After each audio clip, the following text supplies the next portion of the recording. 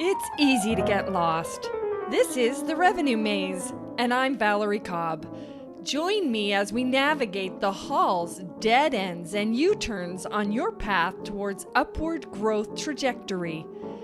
The Revenue Maze is sponsored by Revenue North Star, guidance and execution through fractional revenue leadership, uncovering hidden revenues, and empowering small business growth through process-driven sales customized to your company environment. Welcome, everybody. I'm so excited for this next episode of The Revenue Maze. I have an amazing guest. Just so many wonderful things about this guy. First of all, he's originally from Dallas, Texas, yet his parents are actually from South India. So there's some interesting things there as well. He studied computer science and finance at the University of Texas. And yes, he was with Goldman Sachs. Then post Goldman Sachs, he was part of a $10 billion hedge fund. Count it. Yes, that's amazing. We'll lace a little bit of Mark Cuban in there. I just want to welcome today CEO of Lightyear, Dennis Thankachan. Welcome, Dennis. Great pronunciation and excited to be on the show. Thank you, Dennis. I just can't. The rest of us probably can't wait to hear everything about you because this is just amazing. And thanks for being on the show, first of all. But we always answer one question, right? What is one thing that you can tell the listeners or viewers that will help them get out of the revenue maze? I love the question. So my recommendation may sound simple, but I think it is probably the only way to get out of the revenue maze is to think about the product that you have and how the buyer of your product would intend to discover and buy your product. Meaning, like in the context of software as a service, which is where I play, you can think about inbound, outbound, an enterprise-centric go-to-market motion targeted at a specific buyer, a product-led growth motion. And you should think about, given the nature of your product, the price of the product, and who your buyer is, how they should discover your product, and then all of the means by which you can go after that. For example, like a company like Calendly, for example, is very much a product-led growth motion that has like a viral loop and referral discovery motion, as well as a lot of inbound motion. And it's not something that necessarily lends itself really obviously to like an enterprise centric, high cost sales driven go to market motion. Mm-hmm. And that sort of dictates where it should sell. And you often see a lot of companies that fail with go to market or are stuck in the revenue maze often are not able to match how they should be selling their product based on how the buyer wants it and how they actually are selling and marketing their product. I love that because I think you almost described product led as identity. Sometimes we swim in lanes we should not be swimming in, right? And as we start to go into a go-to-market strategy, sometimes our desire to say we're one thing is not the market's desire that's what that would be, right? So maybe I confused the heck out of you just now, but really, I mean, product would be no different because you're actually solving some kind of behavior or something in the space, right? And what people are, what they're willing to digest on their journey for buying that product, right? And so give us a little bit more about how you've kind of done that, because I know right now you started Lightyear and you've been in all of these other kind of industries and seen a lot. I mean, a lot. How have you kind of worked through that? At the time that I started Lightyear, where now I think I have like a pretty good understanding of the correct answers to these questions for Lightyear. I was previously, of course, an investor in software, and being an investor in software misleads you into thinking that you know how to run a software company just because you've been an investor in software companies. Which was almost forced me to unlearn lots of things. But when I started Lightyear, the initial hypothesis was that we would build a product. And like essentially what our product does is we automate how businesses buy and manage their telecommunication services. And initially we had a product that was focused on smaller dollar sales into smaller businesses, Mhm. with what would be more of a product led rather than a sales led motion. So more after volume of both units and customers rather than individual very large customers. And that led us to go after certain types of go to market motions, meaning not be sales led. We went after a lot of inbound. And we did that via like really sharp content marketing and search engine optimization to rank highly on Google, going after things like Google paid media and AdWords and Reddit advertising, posting on Reddit, things like that that lent themselves to more transactional acquisition of smaller businesses. Over time, we've discovered that the the I guess quintessential value of our product is at the enterprise with bigger dollar spenders who buy Mhm. in different ways. Like these are buyers that tend not to be Googling for products and intend to be approached and sold to, and also are very heavily researched before they end up buying a product and go through lots of cycles and how they decide to buy products. So that's caused us to shift a lot of things, meaning like we spend a lot of time writing really, really good content. We spend a lot of time on LinkedIn. We now have an account executive team and an SDR team tasked with booking meetings and conveying value to customers. And we do a lot of work at conferences, meeting buyers, and at with just like standard good old outbound marketing. So that it's been a total change in motion Mhm. upon that discovery. But again, like the core thing is, which sounds really simple, but it's much easier said than done, is making sure that the way we're marketing to our buyer is the way that that buyer for this product should be marketed to. Yeah. Yeah, and sometimes it is a journey. You almost have to A/B test your first theory of it, right? So there were, I think it was back when I was in healthcare, we were going against the grain.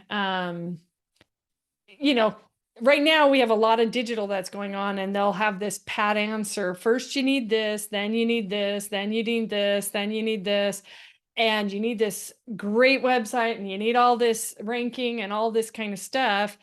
And then people didn't really look. It's like, okay, this is the trend. This is what statistically works, but that doesn't mean that that works in your environment. So sometimes when people step back, so what we did, like sort of in healthcare, it was a bit the same thing. It was kind of a tech stack, but not at the same time. And we basically ended up going to like what I don't know if you know them, but they're Marcus Evans events where I call them speed dating, right? Because you have all these doctors that come in for a conference. It's a very expensive conference, right? But it's very niche, very little. And then they guarantee, a certain amount of meetings, like 20-minute meetings with and the whole time you're getting to know everybody because it's a very small, intimate group period, right? So the whole goal. And so it was at the time, it was very out of the box because our buyers weren't going online. And and granted, this was in 2016, so things have changed. But you think about who is making those decisions and how are they buying? And if you're just doing the pat digital go to market strategy, have a website, focus on inbound, and then you find that your customer isn't at the end of that, then what do you do? Think outside the box. So it sounds like you guys really thought outside the box and took a step back and kind of went, okay, where do our buyers buy? How do they buy? And then created that strategy. And the tougher thing along those lines, which I'm sure you've experienced, is making sure that your revenue leadership, whether that just be a founder or a real like head of sales or head of marketing, whoever that may be, actually can take a step back and analyze with an open mind everything. I've seen it in various early stage companies where you have a buyer that has experience with a few different channels that automatically biases toward those channels. For example, a Mm, sales leader from a previous company is like, oh, we used to crush it at every single conference. So we're going to go to AWS re:Invent and the yes. Gartner conference and this, and we're going to spend 200 grand at each of these things. And that's where we're going to get our customers, which if you're doing a very similar product or service than what you used to do, perhaps that works super well. Sure. But if it's determined that that's not a good strategy, or that strategy is being picked based on finger in the air, sort of like historical experience, but rather than sort of an actual thesis that this is the way they should buy, there can be a mismatch. And then you spend money on these things and then it doesn't work. And then it's like, well, we need to do something else. And that person that you have in the position may not be willing or able to do something else. So that's something to also think about. And that's why I guess a founder being very focused at an early stage tech company in particular on like being very open-minded on discovering the channels that work well can help you pick the right revenue leader once you have inklings of what may work well. Yeah. Yeah. I think that's so valid. Right now in the workspace, we hear about the quiet resignation. We hear about before, just resignation period. And I know that you're kind of going, well, what the heck does that have to do with it? Well, as people are coming in, and he smiles, isn't that great? Yeah, He's yeah, I like, did have that what? question. What is this? But as people are switching jobs and as people are trying to find what I call their passion, they will bring with them, at some instances, they're going to bring a different background or a different outlook into your company. So there are going to be times like okay, I will use healthcare not because I was in healthcare very long, because I wasn't. I've been in heavy equipment and I've been in tax and accounting software and I've been in a bazillion industries, right? But when I think of healthcare, um, they tend to run the same thing. You get a job, you get a job posting and it says they have to have 5 years in healthcare. And I think it gets us a bit myopic sometime on our product, right? Meaning that we just see the same, we go down that same path. So it was kind of more of a, what have I learned? So in the job space right now, especially with people saying, well, they're just leaving or they're just not really engaged anymore, which is what the quiet resignation is about. But I think it was already there, whether we knew it or called it something like that on Wall Street Journal, right? But if we look at that diverse group of people and we say, okay, how do we fill some of these roles, and are we willing to take a look outside more at trade or something else, so that we're not being so myopic in even in what you were talking about with hiring the right founders that would help you with the right revenue leader or whatever. It's kind of broadening and saying, don't get so focused, and maybe some of this next workforce or whatever are those that are not, so they don't need to be right in your industry in order to bring that kind of expansion or capacity, to look at it in a different way. So maybe that was just kind of like, wow, Valerie just went on this weird circle tirade. But the reality is, I just love that you're taking it from a perspective of saying, all right, it's not just me that needs to think, the buyers need to think. So how do we get the right leaders in there or whatever that would make it so that you can get the right go-to-market strategy? Maybe that's what I'm saying. But Yeah, I can see what you're getting at. And I think the whole point on being myopic with regard to your industry background or just like personal experience is definitely something that can impact how a company runs. So, like with regard to Lightyear and how we see it, we obviously build software for enterprises to buy and manage their telecom. So that lends itself to you probably wanting to recruit people who have a background in telecommunications, which is a very specific industry that does things a very specific way that is yes, somewhat painful to learn from the ground up. However, our revenue leadership is not from telecom, because the people within telecom are actually terrible revenue leaders for our organization, because for one, customers hate buying telecom services like B2B or B2C. So why would we want to replicate a means of distribution that customers absolutely hate dealing with. And two, like we're doing it digitally via software. Nothing that the telecom companies do is digital. We, in fact, want to be sort of antithetical to the way that they want to do things. So really what we've done is we have individual contributors who have a good amount of experience in telecom because we do want to leverage the experience and we value it. But our revenue leaders are people who are coming in aiming to change the way that things are done in telecom and leverage more software experience. So we've actively looked for people that are not from telecom. I love If that that. makes sense. It does. And you probably were a little more concise than my big long story with it, but that's kind of what we're saying. If we say that you your if your go-to-market strategy is going to be one way, have we looked at the broader picture of how your buyers buy, what's wrong with the industry, how and before you start even dealing with how are we going to go to market, right? And for me, I guess it's kind of, I'm a big challenger methodology kind of person, challenger sale. I don't know if you know Matt Dixon and those guys, but at the end of the day, it was more of just kind of aha moment is it was uncovering what people are not thinking about because that's really where your play is at, like the aha moments. So in your go-to-market strategy, when you're bringing on revenue leadership that might be outside of industry, it brings in that sort of aha, you're not thinking maybe in this, it's kind of a boundary check or a double check, an H&R Block second glance, so to speak, kind of thing. So this is really cool. I really want to understand a little bit about how you kind of have done this at Lightyear a little bit more, go into a little more detail on what were the challenges that you were seeing and why did you build Lightyear? What was happening? Because you obviously had an outside perspective of something to start this.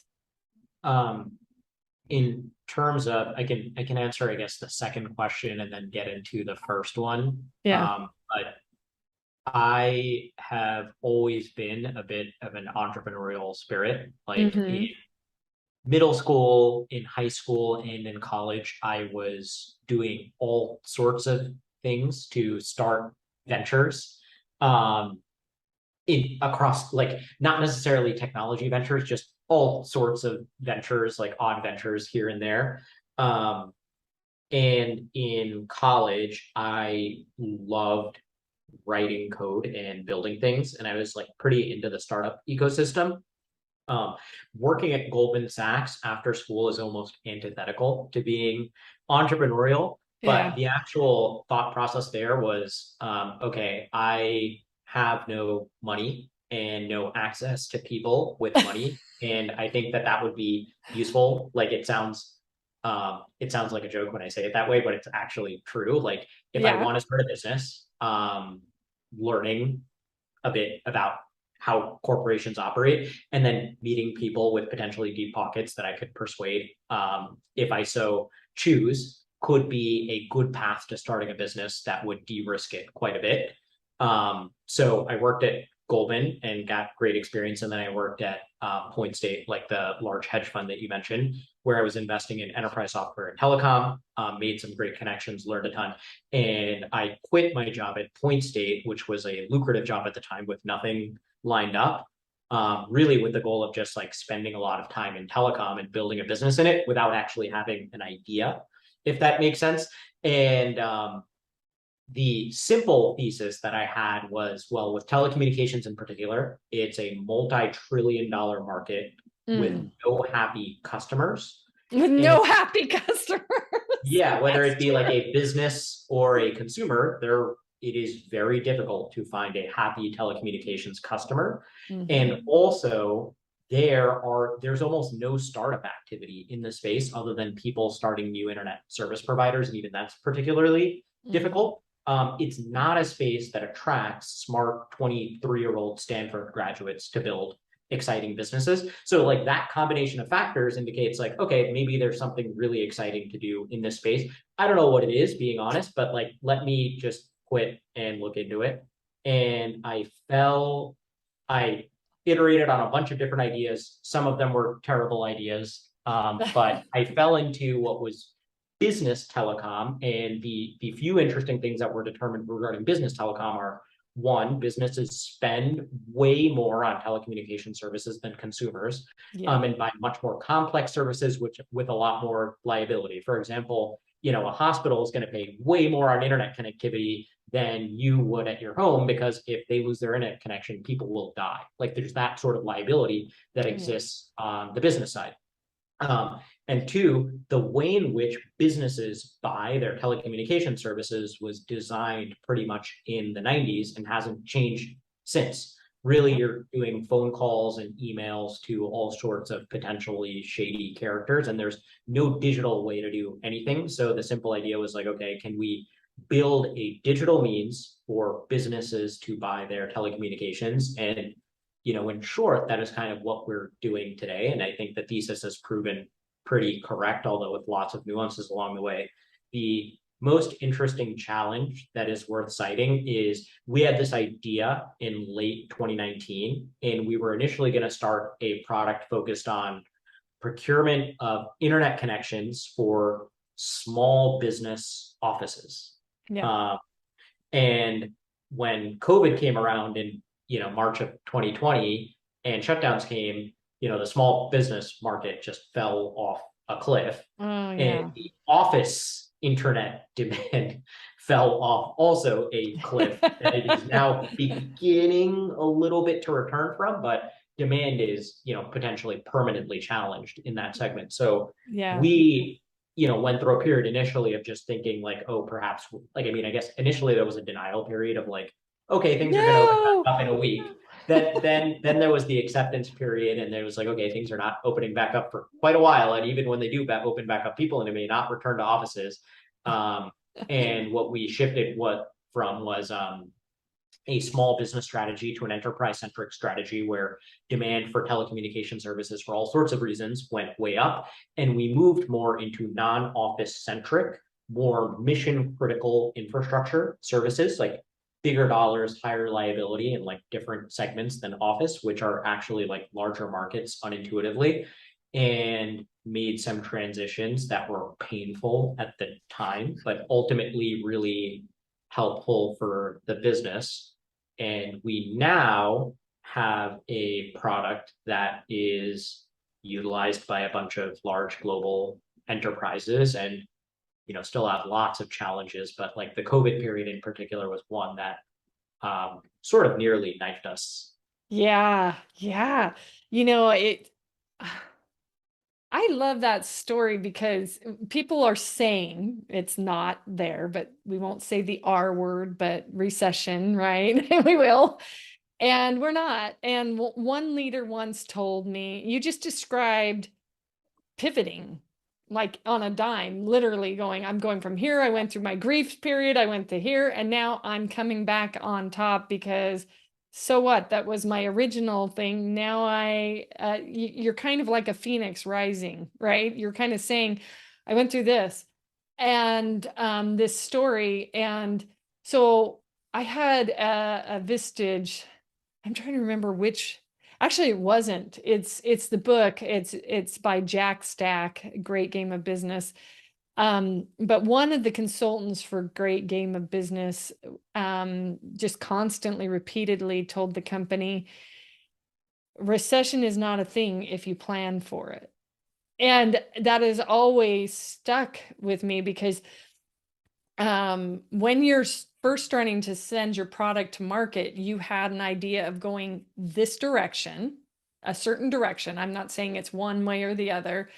And then you ended up in a different direction. And even though there was a roadblock, because COVID was a huge roadblock for a lot of businesses that were starting up during that time, you evolved and you changed. And you have then begun the road back because if you had tried to stick with your model and said, no, I'm sticking with this model, it works or whatever, COVID's going to go away, bury your head in the sand, all of that kind of stuff, we probably wouldn't be having even this dialogue today about what's going on because it wouldn't have worked, right? And so I love that you brought that story up because a lot of people are keen on hearing you know, some, I would say, hope with their businesses for sure, and to make sure that they're kind of realizing there's a lot of opportunity out there. It may not be the way you first thought it was out there, right? Or has been out there for sure. So going into Lightyear, that journey, you started to get there and you're where you are today and you changed. So what are some of the things that you grieved? You said you grieved. You did all this kind of stuff, but you talk about different people who were working with you. Bring up some of the stories of how you kind of came about that, because some people were still putting their heads in the sand for COVID. It's gonna be fine tomorrow. You know? Um, yeah, and it's interesting even you bring up sort of like the recession data point of now, because you sort of have, based on the story, like a tale of two recessions almost, right? Like Yeah. in 2020 we had what was a short-term COVID induced recession that was sort of pretty unpredictable, like Yeah. um in terms of like the actual shock that occurred and how things played out, and then catalyst for transformation that occurred as a result of COVID. And today you have what is a recession that's effectively like a hangover from stimulus and monetary policy and capital availability. Hmm. That, again, not to say, oh, you definitely could have predicted this, but far more predictable than the COVID recession. And the impact of both and how you plan for both is quite different in the sense, in terms like for either recession, the planning component is really just ensuring that you have a really strong balance sheet strategy to where you can ride out any sort of like transition or shock or whatever, Hmm. which is like panning out positively now because capital is far less available than it was. With COVID, the thing that was impossible to plan for is you had a series of transitions that accelerated significantly that literally it's not possible to have planned for some of those things. Yes. And then also like stimulus and response and all these other things. And that is one where really there is no way to have planned for the outcomes, but the only thing you could have done well is just make sure that you had adequate cash on your balance sheet and a level head with regard to how to analyze what was playing out. Like, why do I Yeah. bring that up? I guess is, like right now our company is of course having to write up both of these recessions, and how you plan to and think about each is different. The lucky thing we had during COVID is, although yes, it sort of put a knife in our thesis, we had a little bit of pre-seed funding, and we were only a three-person company, including myself, my co-founder, CTO, and our VP of sales. We paid ourselves next to nothing. Yeah. And I was ready to make the money that we had in our bank last infinitely, meaning like take everyone's pay down to zero, take expenses down to zero. We're going to figure it out, or so help me God kind of thing. And that is the type of mentality that's requisite in a situation like that, because you don't know how long things last, how painful things become. Thankfully, like demand didn't fall off a cliff. It was really supply that fell off a cliff, and stimulus helped a lot. And there are all these things that were difficult to predict, and it was way less painful than you would have thought. But in the short term, it looked very grim. Yeah. Right now, with this current recession, our company's a good deal bigger. We have much more staff, and you can't take expenses down to zero without like making big changes. So the smart thing that we did in 2021 when the market was very hot is we did not sort of delve into pressure to way aggressively overhire. Like it's hard now to see a startup that is not laying off a significant percentage of staff because tendency to overhire and seek growth at all costs. The goal was to have a sustainable strategy for capital that could withstand a recession, which it does seem like we are in one. Not overvalue the business, like be thoughtful about how we price our own asset, and mentally ensure that everyone is aware when times are great that like the market is overstating the quality of what is going on in the economy, and you should be concerned like things are not as good as they seem. And when times are really bad, tell people, hey, we have a lot of money in the balance sheet and things are actually probably not as bad as they seem, and you're at a company that's well run, and remind people of that. But always be mentally preparing for the absolute worst internally. Yeah. And I think sometimes people are, don't allow themselves to get there, mentally preparing. It's a head in the sand kind of thing. I remember in a Vistage meeting, one of the guys came out and they'd been around for all these years and he was up in arms and everything was going to go bad. And like by the next 2 months, he was like, who knew? Everybody turns toward this product because of what's going on. And so when I try to talk about mental preparation, give us some examples of that, because we all go through a grieving process on mental preparation. But when you're an entrepreneur, or you own your own company, small business, whatever you're working on, sometimes bottom up doesn't realize top down worries and stuff like that. Even in a small company, there's a lot on your plate, and being mentally prepared to handle things is not always an easy thing. I think you work out 7 days a week. I think you told me that as part of it. Yeah. But give us some points on how you were getting mentally prepared and how you're mentally preparing right now for this. Um, I think it is particularly difficult for a lot of humans to embrace the harshest form of a reality, um, especially when it's the opposite of a self-serving reality. Mm, Um, yeah. Meaning, like, if you're undergoing what's like a difficult revenue quarter, like it is probably difficult for the person leading the charge to call the quarter a dumpster fire. It is difficult for a person to admit that they're terrible at something that they think they should be good at. Yeah. Like in January 2021, or sorry, in January 2022 or December 2021, it's maybe painful to admit as a SaaS CEO that took on a round that valued your company at X, that given what's happening with rates, that your valuation probably dropped 70% over the course of like 3 to 4 months, because it's just hard to frame that.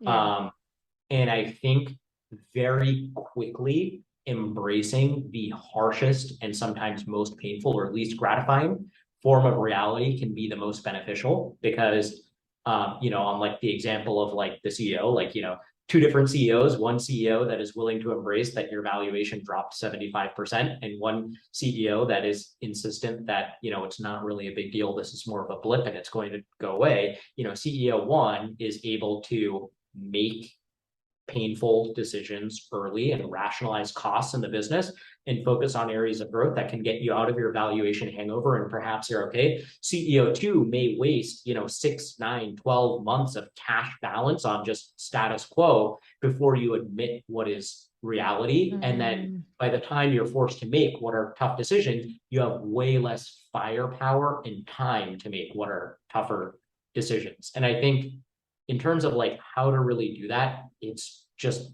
hard. I don't know that there's like necessarily a right answer, but I think things like putting yourself in what's like a fair mental headspace and ensuring that you're just rational and matter of fact with the way you view the world.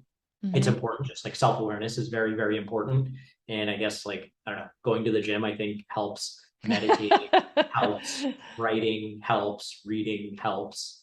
Um, like ensuring that you have a sort of like personal board of directors that you trust, who will tell it to you like it is and are not yes men, Yes, ma'am. is Yeah. particularly useful. And like, I have a series of people that I trust to seek opinions on various business related items. And I have a spectrum, meaning like, 1 to 2 people that tend to be more optimistic, 1 to 2 people that tend to be very pessimistic, 1 to 2 people that are more of a baseline, and you solicit a group of opinions and you'll be able to form your own, and of course, like have your own independent perspective, but it's good to like market check on what is your perspective on the market. And then, eventually you just have to execute.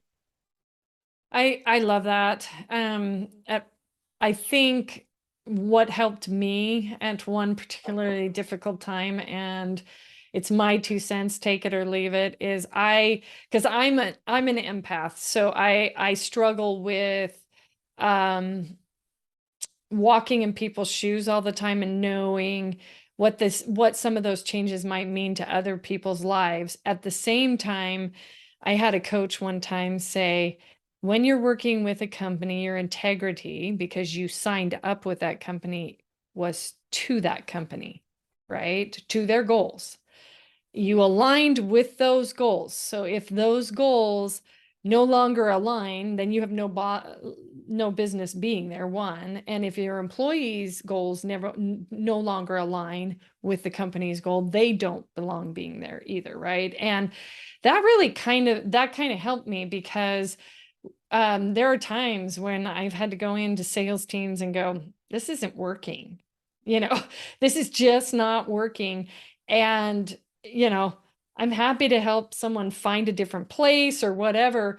But what is happening is we all went and said amen to whatever goal this was when we were coming through the door. And when that goal is not being achieved, something is off. And if there is no more alignment with that, then something needs to change. And that has helped me kind of go, okay, because sometimes you can really feel like, hey, I'm sticking to this goal. I'm creating all these jobs because my vision is, and I say it all the time, that businesses can change lives faster than government can, right? They can create jobs, they can create better things in the world without waiting for grants and all this kind of other stuff, right? Um, and to stay true to that integrity, if something gets in the way of that, that's kind of my boundary that I say, okay, this is my boundary. My empathy aside, this is the boundary, right? This is the needle that we do not cross. And that way I put my check and balance, and then my emotional state is so much better from it, right? It becomes more my, what I call Shirzad's Charming sage side of my brain versus my saboteur side of my brain, right? And you just described integrity to a T. It was like, listen, this is what has to happen, right? This is what has to happen, or this does not exist, or we're not moving forward, or whatever that is. And I just love that. That's great. Because I think there's very few people that really understand that. We like to place blame.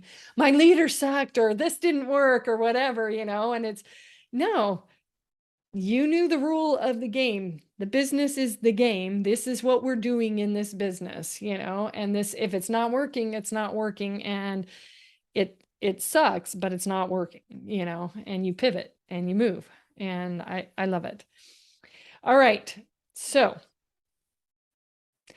first of all, I love that you are an avid reader. People may not know that about you, but you can tell that you're an avid reader because you're going through so many things. Plus, I mean, who gets out of college and goes and works for Goldman Sachs? And we just know that there's amazing things on the horizons for you. So what's your favorite book? Who's your mentors? Tell us a little about that. The ironic thing that I will throw out is I discovered a love of reading post college. Meaning, like, I read what I was supposed to read for school and to get good grades and stuff, but I used a lot of Spark Notes. I wasn't really excited to read, and that's a big regret of mine. I now read a ton. And in terms of like books that I really like, I'm very big into human history and like decomposing human history. So like frameworks for human history or books that provide that are really good. Like I think Guns, Germs, and Steel is great. I think Sapiens is great. And there's another book called Big History that is great. And also I love like really, really good memoirs, autobiographies that can dig into interesting people. Like I recently finished Man's Search for Meaning by Viktor Frankl. Yeah, Is love it. That's one of like the greatest books ever. Oft-cited, very common choice. And then Gandhi's autobiography, I think, is amazing and particularly good. Two people with like a real will in very different, totally different circumstances, but a real will to achieve and to persist in different ways that are like ridiculously disciplined. Um, Yes. I don't know. It's the kind of thing that helps you really think about your own personal purpose. So I like those are two books that I really, really love. Oh, yeah, those are fantastic. Those are fantastic. And I love, like you said, a little bit of the differences between the two, and kind of sort of that um Yeah, they're from completely different circumstances. So that's very interesting. And then, well, we kind of bring it up, but you talked a little bit about Mark Cuban and some other really cool people that are investors in Lightyear. And I have to bring it up. I just do because, that's just me. Uh, So how is that like, and what is that like? Because it sounds a little bit like you have sort of a relationship with Mark Cuban, a little bit, Yeah, or yeah, yeah, yeah. yeah, I mean, Mark Cuban has like a big portfolio, yeah. but we've definitely done well in the context of his portfolio. And the interesting piece of context there is, of course, I'm from Dallas and the Dallas Mavericks, which Mark owns. I have been I'm a huge NBA fan. It's like my Yeah. favorite thing to watch, and I follow NBA gossip. And I've been a Mavericks fan for a very long time. So like watching Shark Tank, being a Mavericks fan, like I always dreamt of finding a way to work with Mark Cuban. And the interesting thing is I got lucky. We were raising our seed round of financing, which fortunately was a very sought after round to invest in, like a lot of institutions. So word was getting around about like hype around our company. And it so happened that a friend who works with the guy who was leading investments for Mark at the time said, "Hey, Mark Cuban's team found out about your company and wants to meet you."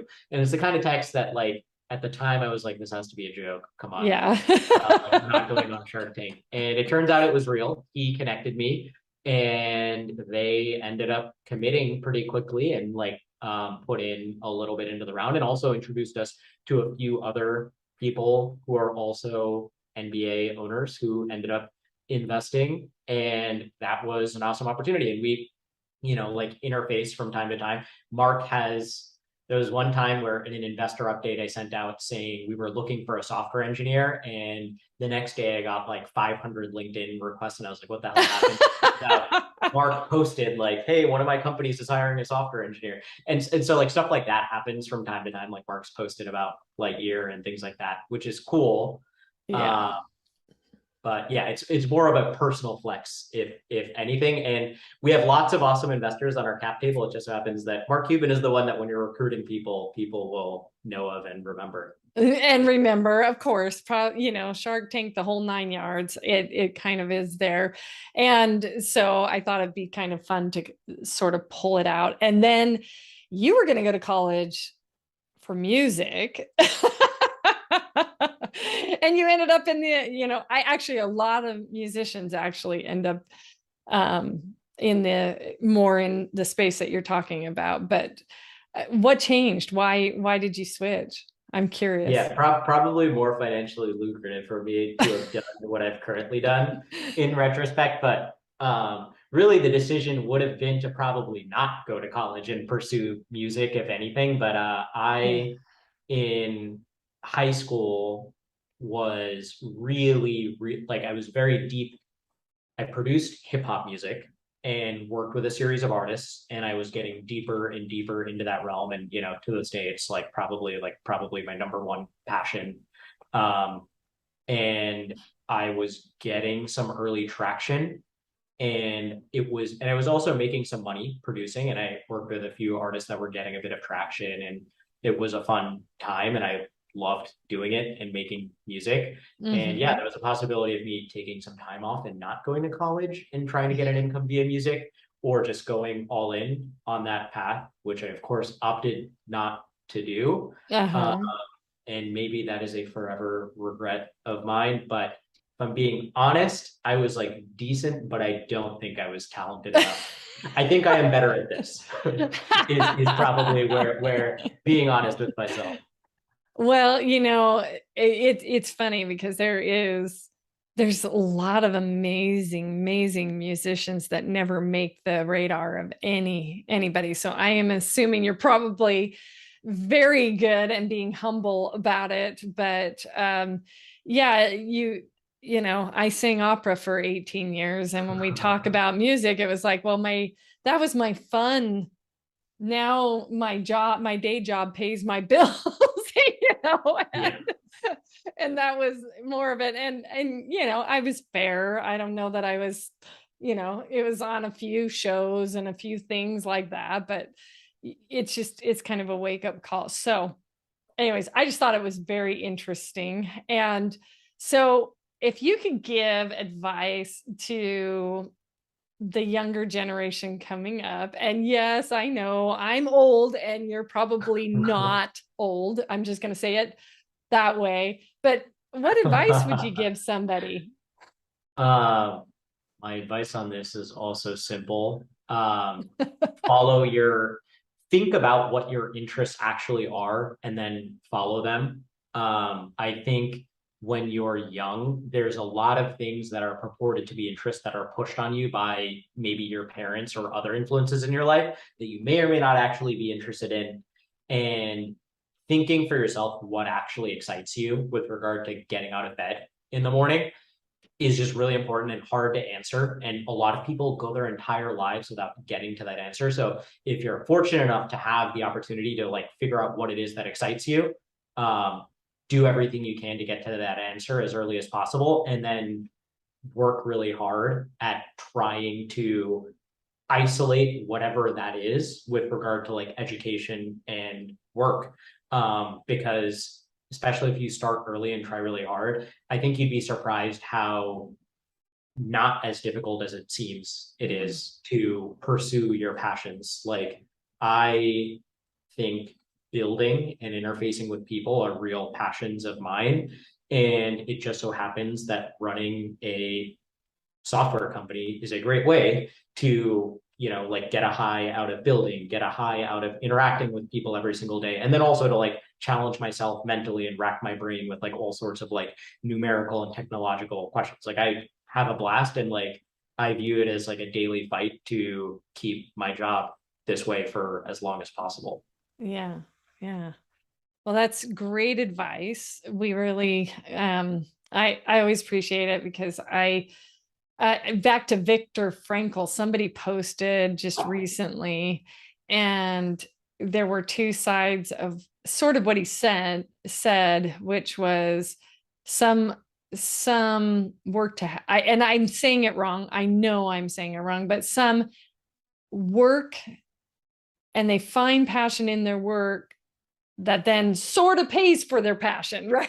And that kind of thing. So find and uncover that. And I'm not quoting him exactly, but that was the gist of it is find passion.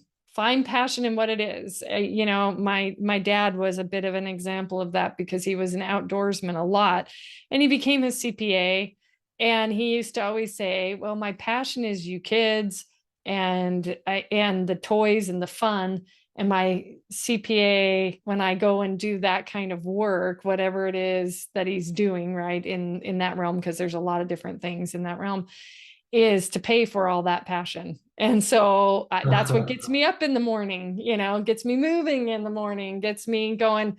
Yeah, in the summer months, I take off more, and yeah, we can go hiking or we can go boating or whatever some of those things are. But his passion was definitely in his children, and he had quite a bit of them. So, And and yeah, that works. and that That works. works. And and he loves teaching that. And so I love that you say tap into that, follow it, and make sure you find something there for that. So people want to know how to reach you. And I'm sure that you'll give us one good way. We'll list everything, obviously, on the show. But what is one of the best ways to get a hold of you and chat with you? You can, I guess, like on LinkedIn works. Mhm. I am Dennis Thankachan, and I'm sure you can find how to spell my name via this podcast. So, like, you can search me and get me there and message me, or shoot me an email, Dennis at lightyear.ai. And our website is lightyear.ai. Awesome. Awesome. Well, thank you so much, Dennis, for being on the show. And I want to thank all the listeners and guests.